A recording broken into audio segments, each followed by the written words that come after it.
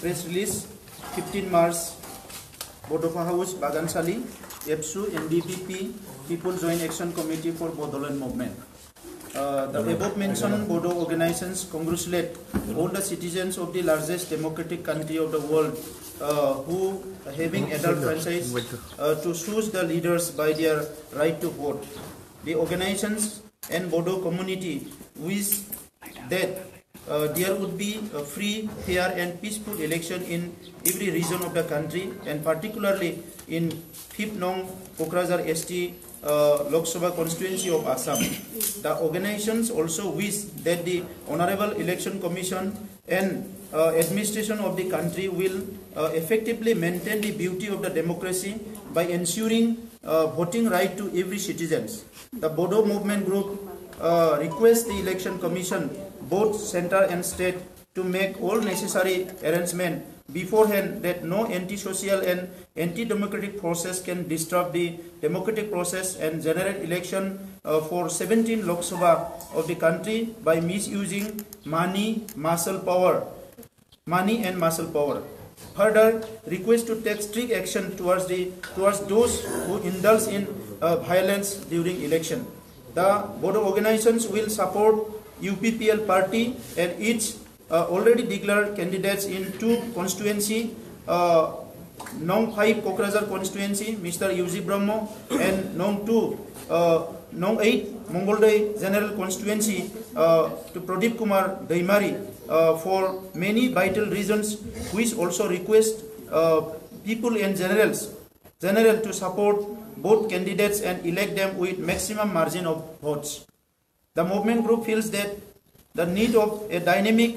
sincere, efficient political leader in both the constituency to maintain the value base of politics, peaceful coexistence, ensure good governance, proper implementation of central and state sponsored projects, and optimum development in both the constituencies. We want to elect our candidates to eliminate the misunderstanding, trust deficit among the communities, and also to work efficiently for permanent solution of the long pending Bodo issue, expedite peace process with ceasefire underground group like NDPP, NDB and other groups of Assam and Northeast, provide security for all sections of people, ensure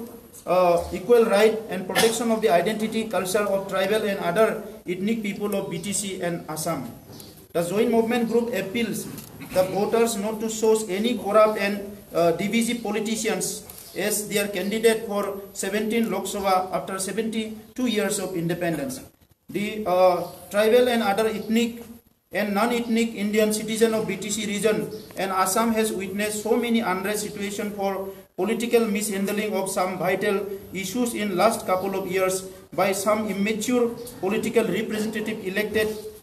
from both the constituency. As Parliament is the highest policy-making body of the nation, we have the responsibility to elect an efficient candidate who understands the democratic values and have obligation towards the constitution and people of this region and country as a whole, who will also adhere for the solution of various problems and issues of the tribal and non-tribal people of the state. Ami Nikhil Boro Satrokhonda, NDP Progressive, Aru People Joint Action Committee for Bodoland Movement, এই তিনটা সংগ্রামী সংগঠন আমি directly Kokrajhar কনস্টিটুৱেন্সিত UPPL মনোনীত প্ৰাৰ্থী উৰ্খাউগৰা ব্ৰহ্ম আৰু 8 নং Mangaldai general কনস্টিটুৱেন্সিৰ মনোনীত প্ৰাৰ্থী প্ৰদীপ কুমাৰ দৈমাৰীক আমি ডাইৰেক্টলি সমৰ্থন জনাবলৈ আজি এই প্ৰেছ মিটৰ দ্বাৰা আমি জনাবলৈ বিচাৰিছো। কাৰণটো হৈছে যে যোৱা সময়ছোৱাত এই BTC অঞ্চল বা অসমৰ এই নামনি যেটো লোৱাৰ আসাম ৰিজন ইয়াত বিভিন্ন পৰিবেশ পৰিস্থিতিৰ আমি সন্মুখীন হৈছো আৰু এই বিভিন্ন পৰিবেশ পৰিস্থিতিৰ সময়ত ইয়াৰ পৰা যি সকলে ইলেক্ট হৈ গৈছিলে সেই সকলে কোনো মাত মাতা নাই। তেখেতসকলৰ যেটো ৰেসপন্সিবিলিটি হিটো তেখেতসকলে কোনো দিনে মেইনটেইন কৰা নাই বা তেখেতসকলে কোনো ধৰণৰ ইনিচিয়েটিভ লোৱা নাই আৰু সেই কাৰণে আজি কোকৰাঝাৰ কনস্টিটুৱেন্সি মংগলদৰ কনস্টিটুৱেন্সি এই ৰাইজে সাধাৰণ নাগৰিকে বহু সমস্যাৰ সন্মুখীন হৈ আছে। ইয়াত ইনসিকিউৰিটি এটা ফিল হৈছে যাৰ কাৰণে আজি এটা জাতি জনগোষ্ঠীৰ মাজত ট্ৰাষ্ট ডিফিজিট হৈছে যেটো ব্ৰাদাৰহুড যেটো ফিলিং ভাতৃত্ববোধ হিটো লাহে লাহেকে কমি গৈছে এই গুটেই কথাটো চাই পেলাই আজি ইউপিপিএল সমন্বয়ৰ কাৰণে উন্নয়নৰ কাৰণে সকলোৰে নিৰাপত্তাৰ কাৰণে আৰু ভাৰত ৰাষ্ট্ৰখনৰ ভাল প্ৰতিনিধিত্ব কৰাৰ কাৰণে দুজন সুযোগ্য ব্যক্তিক তেখেতসকলে মনোনীত কৰিছে এজন হল প্ৰাক্তন সাংসদ ইউজি ব্ৰহ্ম আৰু এজন হল প্ৰদীপ দৈমাৰী তেখেতসকলৰ ওপৰত আমি পুৰা আস্থা বিশ্বাস আৰু কনফিডেন্স লৈ পেলাই তেখেতসকলক আমি সমৰ্থন জনাইছো আমি এইটোকে ক'ব বিচাৰিছো আজি স্বাধীনতাৰ ৭২ বছৰ পিছত যেটো ইলেকশন হ'বলৈ গৈ আছে এই ইলেকশনত ৰাইজে যাহাতে কোনোবা এজন ডিভিজিভ যি বিভাজনৰ ৰাজনীতি কৰে যি সকলে ধৰ্ম বা কোনো পক্ষপাতৰ ৰাজনীতি কৰে সেই ব্যক্তিবিলাকক যাহাতে ইয়াত ইলেক্ট নকৰে এটো আমাৰ এটা ৭২ বছৰীয়া এটা গণতান্ত্ৰিক দেশৰ গৰিমা যি সংসদৰ গৰিমাটো আমি সকলো বুজি পাব লাগিব ইয়াৰ ৰেসপন্সিবিলিটিটো বুজি পাব লাগিব কাৰণ ভাৰত ৰাষ্ট্ৰখনৰ যেটো ডেভেলপমেন্ট ভাৰত ৰাষ্ট্ৰখনৰ যেটো বৰ্তমান আৰু ভৱিষ্যত এটো সংসদতে নিৰ্ণয় কৰা হয় গতিকে আমাৰ ইয়াৰ পৰা ইলেক্টেড হৈ যোৱা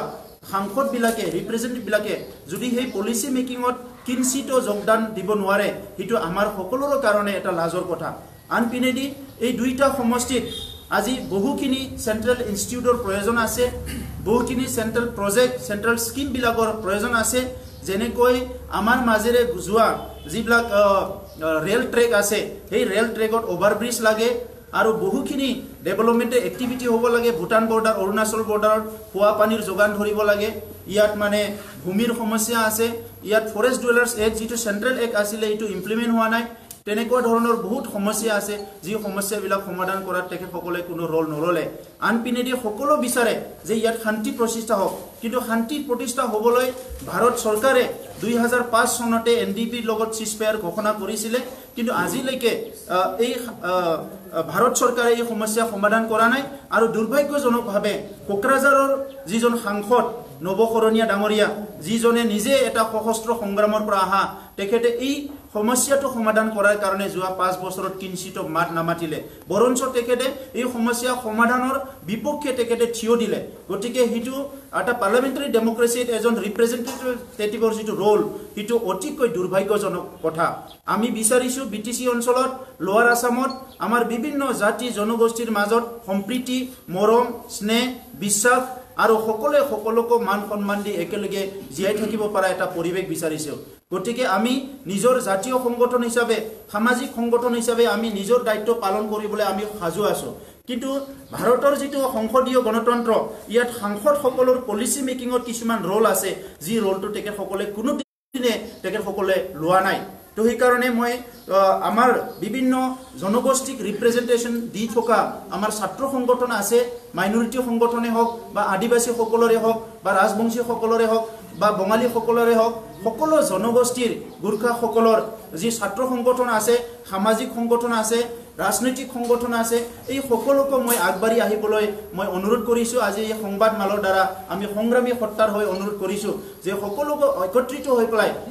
আগন্তুক নিৰ্বাচনত কোকৰাঝাৰ যেটো কনস্টিটুৱেন্সি আমি এজন যোগ্য ব্যক্তিক আমি ইয়াতে নিৰ্বাচিত কৰিব লাগিব যি ব্যক্তিয়ে ভাৰতৰ সংবিধানৰ